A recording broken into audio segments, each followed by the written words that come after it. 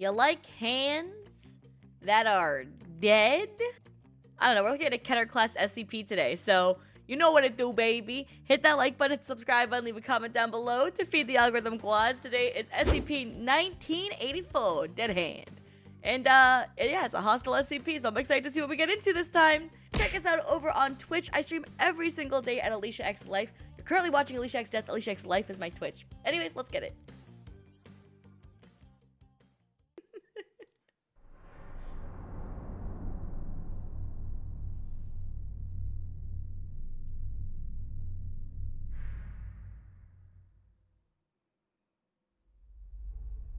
Good afternoon, Oh, everyone. creepy. Oh, creepy. Oh, creepy. Oh. Oh. My name is Dr. Miller, and the SCP we're going to be looking at today is SCP-1984. Object Class, Keter. Special Containment Procedures. SCP-1984 is to be secured at Armed Containment Complex 4, kilometers south-southeast of Verkhoyansk, Sakha Republic, Russian Federation. Mobile Task Force Omega-59. Normally, I wouldn't do this at the start of a video, but I see Adrian in chat. What up, Shawty? Welcome back. Good to see you. I'm recording a video, but hi, bestie. Thanks for the tier 3 sub. Welcome back. Hope you're doing well. All right. Shayeva's Wolves and Mobile Task Force Sigma-18 chess masters are to be permanently stationed at Complex 4. SCP-1984 itself is to be contained in Warehouse 5E in a standard humanoid containment cell, modified to be enclosed within a Faraday cage to prevent external broadcasts from reaching the interior. External the broadcasts? only broadcasts allowed to reach SCP-1984 are those created by the Information Control Team. What would he do with that All information? broadcast signals in the vicinity of Complex 4 are to be monitored. Okay. At all times, the Information Control Team shall be staffed with no fewer than 15 members and housed in Dormitory 3F, adjacent to Studio 1A. Among these must be at least one military historian, 2 personnel with extensive background in international diplomacy, 1 economist, 2 actors with significant stage experience, and 3 personnel with at least 10 years of experience in the Soviet-Russian media. SCP-1984 is to receive a narrative transmitted via radio and television broadcasts depicting an ongoing state of détente between the Soviet Union and NATO, designed to resemble official releases from TASS, the Associated Press, the BBC, and other established Cold War-era news organizations. I'm just wondering why it's necessary to do that when containing him. For, like, to even have the broadcast going in there, the fake broadcast that is. Because they don't want external broadcasts reaching him. But what's the point of this? I'm excited to see how that entails into the whole thing. Description.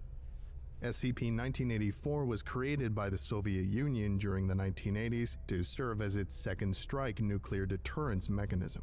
SCP-1984 is in fact the system referred to in Western media as Dead Hand, an automated nuclear response commonly believed to be triggered by the destruction of the Soviet command and control structure. However, rather than being a network of sensors and computing systems, SCP-1984 is an autonomous, self-aware entity of varying observable existence with direct access to Russian nuclear sites and the ability to command. Oh, so it's good that we're feeding false information into this motherfucker. Oh, that would make a lot of sense. Oh. Hence the launch of ICBMs stored therein. SCP-1984. I'm sorry, I saw a chatter who doesn't understand SCPs. They're like, is this supposed to be scary? It's okay, little bro. It's okay. You'll be okay. Just take a seat. Just take a seat. All right. It's not like we're watching like a horror movie. What, are you gonna get jump scared by the still moving image? No, you're here to get immersed into a story. It's supposed to feel like the whole point of SCPs is that it's a community of people who make up stories that are supposed to feel like real life, like examples and expertise done within a containment breach and like done within a containment and confinement. and its whole organization. They get approved through their own community, then they turn into their own individual stories and have their own case numbers. So it's like interesting and creepy at times, but it's kind of like the similar concept to like a creepypasta. Creepypastas are creepy, but you're not supposed to like piss yourself while reading them. No one's doing that. You'll freak out. You'll be like, whoa, dude. But again, no one's jump scaring you through text. All right? So read, motherfucker, read. Kids are too TV pilled these days, or computer pilled. Holy shit. Consists of the embalmed remains of Sergeant Marat Chernikov, a Russian soldier killed during the Soviet-Afghan War in 1982.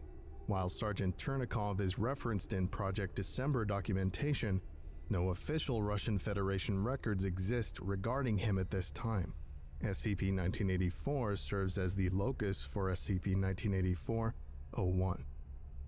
In its dormant state, SCP-1984-01 is a semi-sentient consciousness capable of receiving and processing broadcast signals. Yep. SCP-1984-01 can apparently discern the informational content of any broadcast it receives. During times of what it perceives to be heightened global military tensions, especially those involving the Russian Federation and the former satellite states of the Soviet Union, SCP-1984-01 will begin to manifest and becomes able to interact with the physical world to varying degrees. Oh, hell no! Manifestations have ranged from a barely perceptible, hazy human-shaped outline believed to be related to an unintercepted report regarding the 2004 Russian presidential election, to a glowing bright red apparition in the distended shape of a child missing its legs. Containment Breach 1984-13, 08. A child missing its legs is just a bean. Thoughts? Anyone? Thoughts?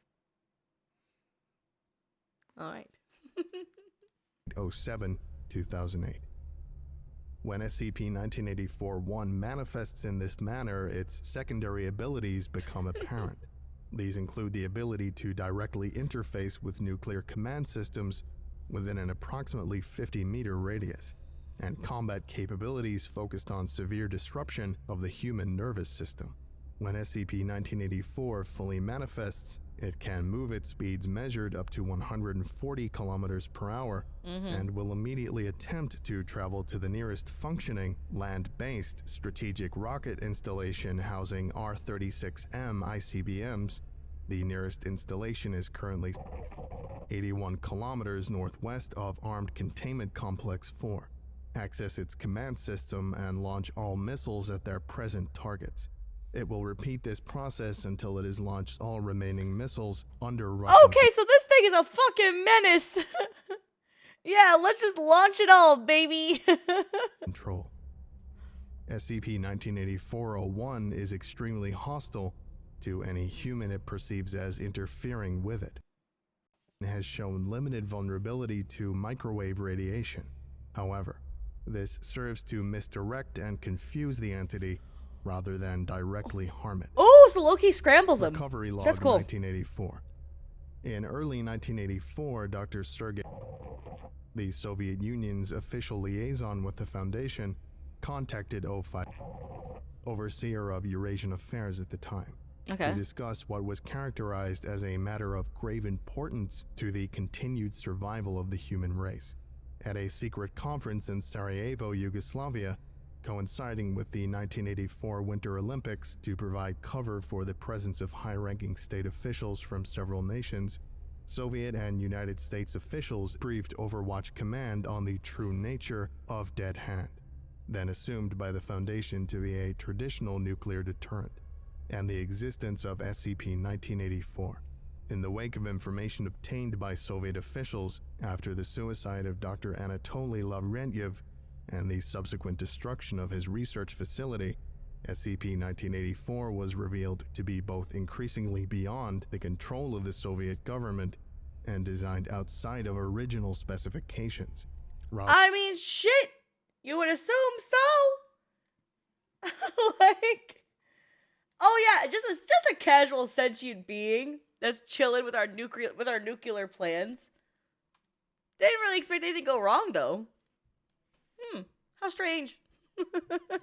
Other than serving as an assured second strike nuclear response in the event of the complete destruction of Soviet leadership, SCP-1984-01 was actively attempting to initiate a nuclear first strike at targets in the United States, France, West Germany, and the People's Republic of China. At the request of a joint US-Soviet delegation, the Foundation agreed to assume control of SCP-1984 and immediately commence containment procedures. Dr. A surviving senior researcher with Project December and codenamed Ezra by the Foundation, was appointed as Director of Armed Containment Complex 4. Incident Report 1984. Y'all got a lip chap or something? Or his lips are a little crusty.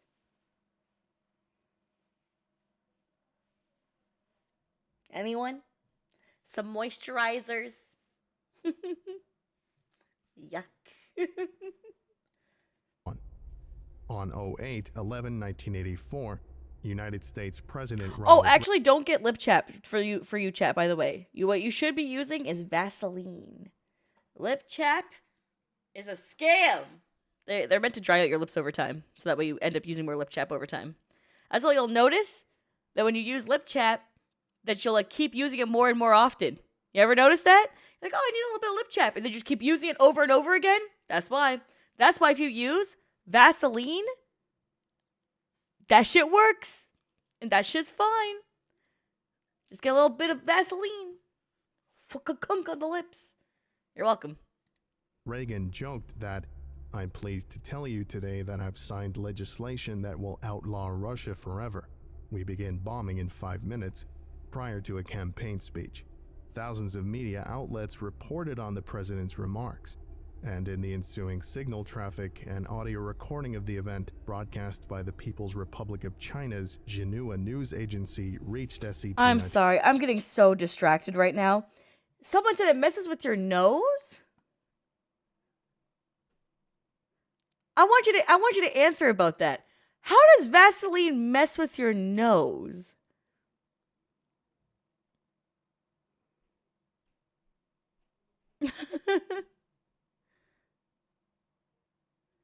What does Vaseline smell like to you?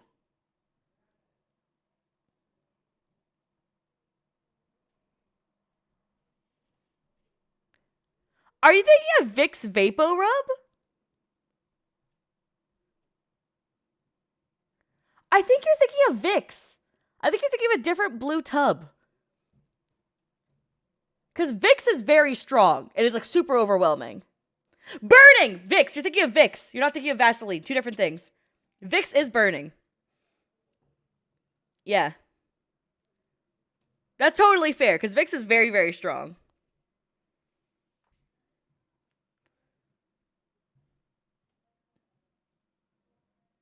Wait, is it green? Vicks has a green logo, and then the bottle itself is blue. Vaseline is a white logo with a top that's blue, and the tub itself is clear, though. It's transparent. It's meant to have no scent, which is why I was confused. Vaseline has no scent because it's intentionally meant to be like a clear gelatin. And then Vicks Vapo Rub is meant to be extremely strongly scented to help clear your nostrils. Don't put it on your lips.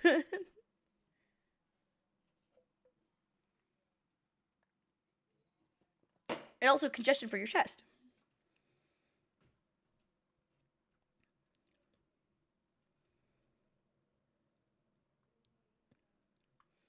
Alicia's our guide in this world.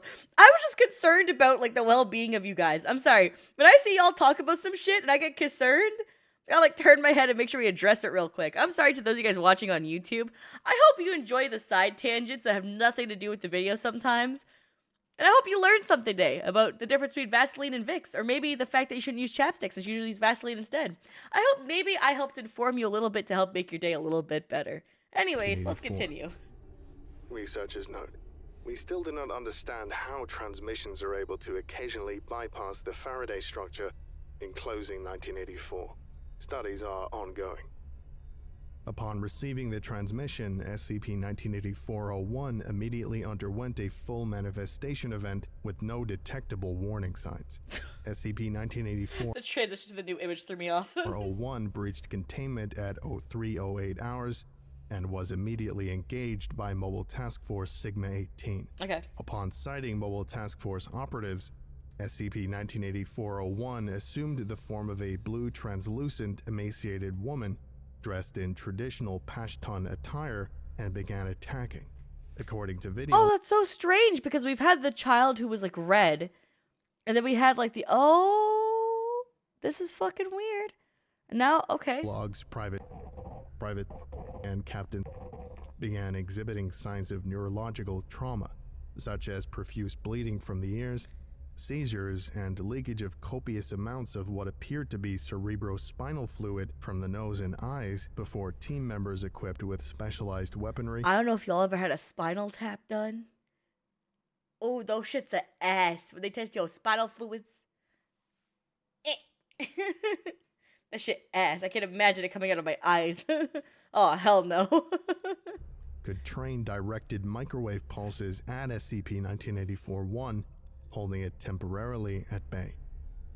While Mobile Task Force Sigma-18 attempted to neutralize SCP-1984-01, members of the Information Control Team hastily began recording a simulated television broadcast designed to return. Yeah, they had to bend me like a shrimp. Not fun.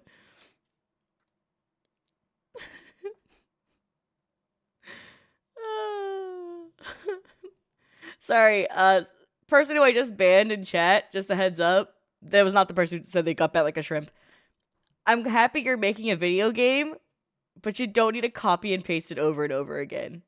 I'm gonna let you know you're banned, so you can't keep spamming it over and over again, because I don't want you to keep doing that. But I'm proud of you for making a video game, and I hope you keep doing well. But you have lost your chat privileges. But I hope you have a good day. Turn it to a dormant state. The first A comic? Oh. Video log 1984 Good for you, though, still. 84.42 was interrupted by the sound of a wall collapsing 80 meters away, the result of a failed attempt by Mobile Task Force Sigma-18 members to initiate Emergency Protocol 12. The second attempt succeeded, although footage had to be edited to remove one broadcaster who began suffering what appeared to be a stroke. Wait, why would you have to remove that from the footage, though? The resulting broadcast consisted of a staged BBC News update stating that the Politburo had been in on the joke, and previously recorded contingency footage of General Secretary Konstantin Chernikov explicitly stating that the Soviet nuclear forces were not on heightened alert. Fighting between SCP-1984-01 and Mobile Task Force Sigma-18 continued for approximately 15 minutes after the Information Control Team broadcast its report. However, SCP-1984-1 soon began to fade, and its attacks decreased in intensity, until containment was re-established at 0541 hours. It's cool because, like, narratives help, like, control it way more than anything else because of how it processes information. But that's why when it's like when it was not inhibited to the information processed in Sector 4, it was just a fucking nutcase. But it's like, oh, now that we have it, like, now that we're actually like controlling it and such with like the two like actors with 10 years of stage experience and all that crap, or whatever, well-versed actors, and yeah, just interesting. With 13 Mobile Task Force operatives killed in action, 4 support staff dead, and 8 more staff rendered permanently disabled by traumatic brain injuries, Incident 1984-1 remains the deadliest containment breach yet recorded for SCP-1984. Ew. Recovered Project December documentation.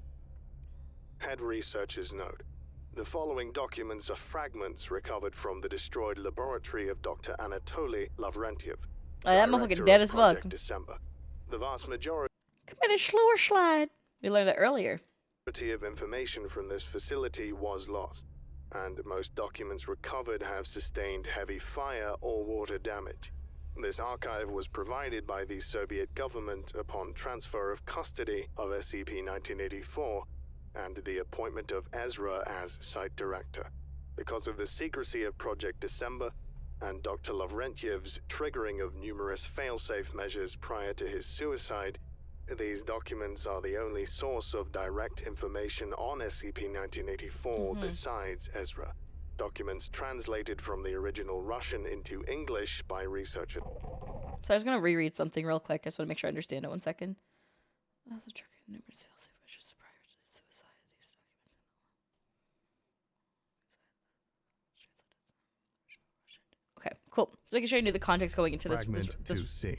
This recording. Suspected to be a memorandum It's document. from Dr. Lavrentiev to an unknown high-ranking Soviet military official. Date unknown, but assumed to be from between 1980 to 1981.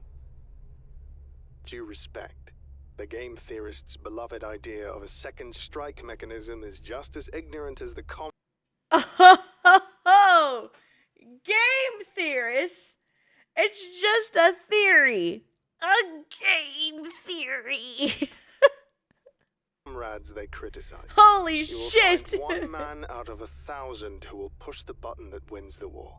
Not many will want the blood of millions on their hands, but some will do it to ensure an end to the conflict. This they use to justify themselves. But how many men will push the button after the bombs have fallen? How many will sign the death warrant of the human race and finish off what survivors there may be left? The threat may serve to keep us safe, but the act is only within the mind of an unreachable madman. Perimeter may be automated, but it still must be initiated by a human. And not one of us is capable of ending the world merely for the sake of ending it. The solution then becomes obvious. I have... End fragment. Oh, Fragment 12W. bestie, you full on crazy before you went shlew or schlook. Oh, hell Notes found no. in a charred binder that are not consistent with other materials recovered. Written in English. Original source of document unknown. Several unintelligible handwritten notes in what is presumably Russian are present in the margins. At which point, Dr. Clark distributed files to each of the members present. Inside each file were the same contents. A photograph of a man in his late 50s with receding grey hair, spectacles, a mustache, and a kind grandfatherly expression. Photographs of a typical suburban 3-bedroom house. Typewritten notes depicting a short personal history of Mr. Smith, and a short story written by Dr. Clark about Mr. Smith's untimely end in an auto accident. Oh. Ladies and gentlemen, you know, of course, that the person in your files is not actually Mr. Smith, but a random citizen, unknown to each of you. The real Mr. Smith, like our construct, is also deceased, which of course helps with any troublesome legal action down the road. Oh. The information before Great. you is a focal point. You must spend the next several days familiarizing yourself with this material. Keep reading and reading until you are convinced that Mr. Smith is real. This is vital to establishing the correct baseline for our EEG monitors. When we attempt to knock twice for yes, all assembled at the table clearly indicated that they heard 2 successive knocks, seemingly emanating from the center. Later examinations of video records do not display any evidence of movement among any of the seated participants. Dr. Clark moved on to the next question on the list. The entity demonstrated knowledge of information supplied to participants, as well as the details of the life Oh, of that's so fucking cool. So like they're feeding them the participants information, and the entity itself, like, ascertained the information that the participants were gaining, and oh, that's so fucking creepy. Yeah, and then they said that this probably estimatedly took place all before during 1980 to 1981. So it's like how we kind of came up with the procedure that we use today, right? That's cool. These For properties broadcast first to him. became known after supplying participants with a regimen of 8A PDHQ desiccine. He then remarked that in light of Miss Lamelliere's injuries that he was glad that we hadn't imagined a hostile figure. This one was bad enough, thanks. End fragment. Fragment 21X. Document consistent with personnel reports kept by KGB administration. Date unknown, but assumed to be prior to 1982. Okay.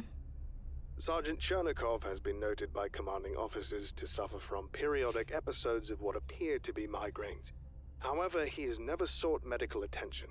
Whether this is related to the events in Krasnodar is unclear, but in any event, the investigation could not determine Sergeant Chernikov's exact role in the death of Private Bekhterev.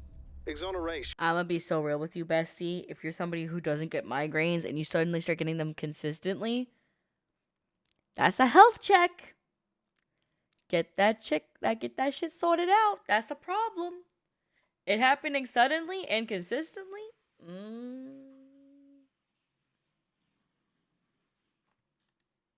Notwithstanding, Sergeant Chernikov has repeatedly demonstrated antisocial behavioral traits, unprovoked aggression against fellow unit members. People who have chronic migraines are a real straw hat, but the point is that if you never had them and they suddenly start having them after you start doing some mind jutsu, I feel like a hospital is necessary.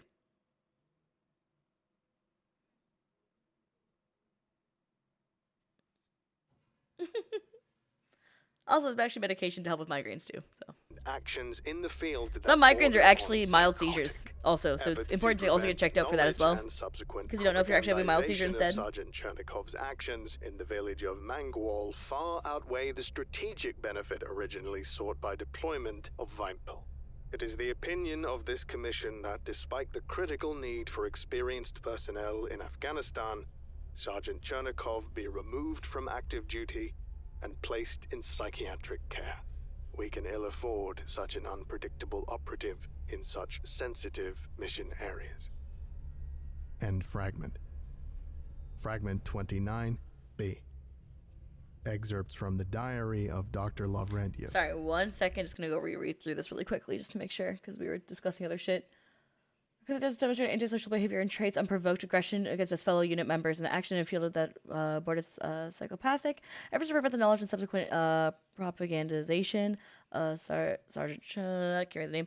Actions of the village of Mangwal far outweigh the strategic benefit of originally sought out by development of Vimepel. It is the opinion that this commission was despite the critical need for the experience of personnel to get Afghanistan. Being removed from the active duty and replaced on psychiatric care. I'll be able to inform. Okay, cool. Makes sense. Cool. Check March that. 21st, 1981. Researchers continuing to act edgy and insolent. Many resent being transferred. Oh no, to this edgy! project. Oh no, they're Amusingly angsty. enough, it's not the goal we're trying to accomplish that bothers them. It's the means we're employing to get there. Many of them scoff at magic and ghosts, as they term it, and deride the work as unscientific. I know they call me Rasputin behind my back. It was a mistake to inform them of the whole picture. Rasputin! June 19th, 1981. New research team arrived today. Quickly divided up personnel into sub-teams, each focusing on a piece of the whole. Most of the work will be able to be explained under the auspices of direct mind interface software, neurological research, and observation of mass psychological suggestion. I can finesse the rest. Much better outlook. July 13th, 1981. The tests have been in line with what Agent Parks observed in Toronto. The question now is what happens when we recreate them on a large scale and with a suitable focus. I shall inform the KGB liaison to begin looking for personnel that fall within our parameters. October 29th, 1981. Finally installed Phase 2 personnel. I hate to use Yuri's connections, but the project must go forward. I'm sorry. I was listening and focused on the image because it started to shake slightly. And I was like, oh, that's nice. And it transitioned, and my brain forgot about the transitions to other pictures. My brain forgot. And I couldn't very well tell the committees to hurry up with my ghost squad. November 5th, 1981. Initial success made us too optimistic. When we ran the entity through a trial launch sequence, it refused. Clearly it knew how, because instead it disabled the mock launch. Yeah, that's terminal. right. Yep. Never considered what would happen if our creation wouldn't cooperate. I can't believe how stupid I've been. Yeah, What let's the just hell? keep amping it as much as we possibly can. Oh, it's sentient. Oh, it can say no. Oh, it can defy us. Oh, I do come now? on. December 13th, 1981. The Politburo has gotten involved. While this means my missing staff has been replaced, and funds are no longer a question, bad things happen when scrutiny comes from on high. Orders are to spare no effort or expense to move forward. Moscow sent a man who looked like a Cossack to deal with Alexei. I was told to take a vacation for a week. When I returned, both Alexei and the Cossack were gone. All right. Okay. December Yep. 24th, 1981. New test subject provided by KGB liaison. Before I specified loyalty as a defining characteristic. This time I asked for... Need someone, something who can be trusted to activate and carry out perimeter. Golovkin appears to have been enough of a thug to do what Alexei couldn't. February 11th, Hit the button. 1982. This isn't working. Oh shit. Even in simulations. Maybe they're closer to understanding the real consequences attached to the symbolic actions they do. Politburo getting impatient.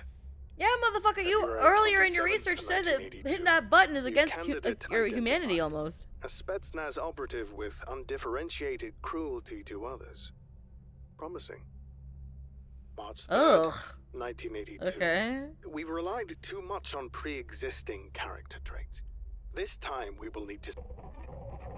shall ensure that it will want to do it once it's set loose. Oh. End fragment.